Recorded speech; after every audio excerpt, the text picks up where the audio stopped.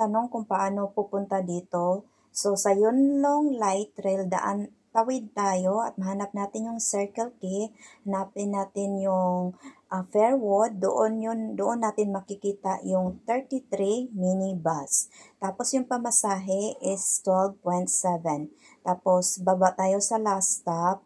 Dayon yung lakad tayo, pagbaba natin, lakad tayo pabalik.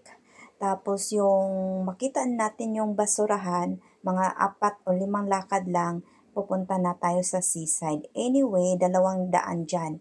Yung isa nakasimintado, wag tayo dyan dumaan kasi pabundok yun. So dito tayo sa seaside, lupa ang daanan natin.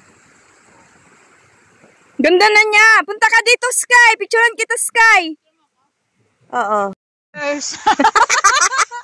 Oy. Parang hindi mo pinagdaanan yan ah.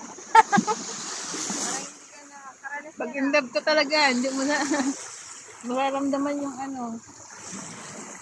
Wala ka nang pakialam sa'yo.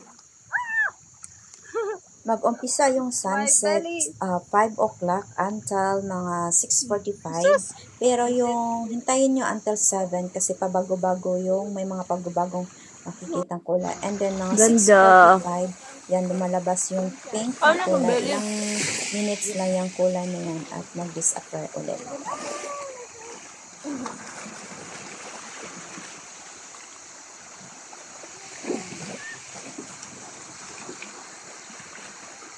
Ang ganda ah!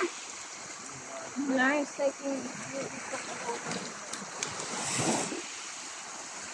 Pag mahulog ako dito. Wait lang. Ang ganda ng ano guys.